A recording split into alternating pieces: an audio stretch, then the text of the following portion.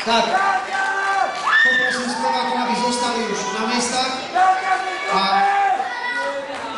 v tejto chvíli volám na pódium porotu, ktorá pracovala v zložení predseda poroty Radomír Čekán, textár, skladateľ a spevák, líder rockovej kapely Diktátor, členovia, nech sa páči tu hudne, magisterka Alena Šimíková, vedúca odboru školstva v Martine,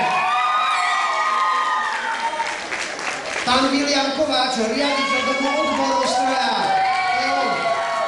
no a Vlastimír Brisuda, líder pákovej kapely. Poprosím mojich moderátorských kolegov, Veroniku Hruškovú a Maťa Matejku, aby prišli aj s obálkami, lebo oni už majú obálky, ktorých je meno víťaza vašej diváckej súťaže a samozrejme víťaza odbornej poroty. Tak, najprv otázka na predsedu poroty. Vydržte ešte. Chcel by som sa opýtať, aké kritérium používala porota pri hodnotení našich spevákov, čo brala do úvahy viac a čo menej? Samozrejme, bolo to tu veľmi náročné pre speváčky aj speváka, že nové dochádza. V prvom rade spev, jednoznačne. Samozrejme, rytmiku, pohyb na javisku, vystupovanie ako také. Niektorí sa tam ľudili na tom javisku.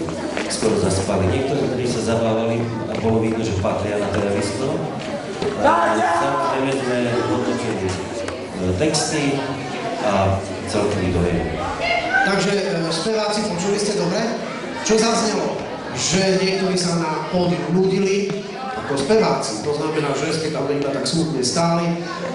Na niekom to bolo vidno, že to berie, ja neviem, celkom inak. Nehovorím, že je vážnejšie, lebo zrejme všetci to brali vážne. Ale keďže raz stojíte na pódiu, tak musíte sa snažiť tak, aby ste zaujali všetkých divákov. Pani magisterka, keď si porovnáme minulý rok s týmto rokom, ako by ste to zhodnotili? Ja si dobre pamätám minulý rok. Tá tematika bola vianočná. Tento raz je tu Desmo, to je moja obľúbená skupina, takže ja som si to dneska užívala u každého speváka, ktorý dneska vystúpil. A môžem povedať, že tí speváci sú každý rok taký vyrovnaní, že sa nedá povedať, že je lepšie to kolo minuloročné alebo toto. Ale samozrejme, myslím, že ako aj ja, tak aj ostatní členovia poroty si našli takých svojich lídrov medzi tými spevákmi minulý rok aj tento rok. Počuli ste, to bola vedúca oddelenia školstva tu v meste Martin. William Kováč, on mi hovoril, že ho tak strašne vážne uvádza. A on je pritom muzikant, kameraman, bývalý, ale to nikdy sa nedá zabudnúť. Takže, Vilo, ty to ako hodnotíš, lebo aj ty si účastník takmer všetkých ročníkov, a ako na teba pôsobili tohto ročné speváci, alebo speváčky? Tak môžem skonštatovať, že každý rok je určitý vzostup a bolo to náročné a zopakujem to, čo som povedal aj minulý rok.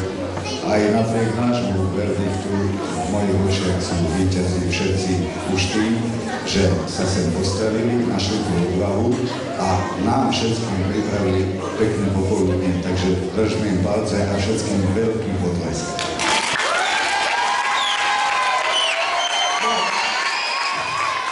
To ma teraz zaujíma, ako hodnotí punková scéna skupinu Desmo? Desmo, ako hodnotí? No ja nemôžem hovoriť za svoju punkovú scénu, ale za seba pozitívne. Pozitívne. Takže nie je tu žiadna averzia, že Desmodiaci robia to, čo robia a punková scéna robí to, čo robí? Určite. No, to je dobré. Takže, ktoré kritériá boli pre teba také najrozhodujúcejšie pri výkonoch našich spevákov? Spev, intonácia a vlastne všetko, čo patrí k spevu. Tak, veľmi bleskovo sme vyspovedali porotu. Myslím si, že by sme mohli vyhlásiť víťaza diváckej súťaže a potom bude zaujímavé sa to porovnať s víťazom, ktorého určila naša odborná porota. Ja som hovoril o 3 miestach, ale nakoniec sa porota rozhodla, že určí absolútneho víťaza, ktorý bude mať šancu postúpiť do ďalšej súťaže. Tak, Veronika hovorí? Nie, diváka mám ja. Máte? Musím podotknúť, že vyhodnotenie bolo až do poslednej chvíle napínavé, iba o 1 hlas vyhrala. Počkaj, Maťo, prečo máš taký mikrofón, ja mám taký? Pozrite sa, oni si to normálne zjednodušili. Ja to No, tá musím mladšia počítať. generácia, čo poviem. Dobre, Maťo, ideš, prepáč. Vlastne s počtom 61 hlasov získala prvú cenu Sara Hasanbašiková. Tak poprosíme, odovzdáme cenu teraz. Takže poprosíme cenu pre Sáru. My máme pripravené ceny, keby ste videli, aké ceny tu máme, tak všetci by ste chceli účinkovať.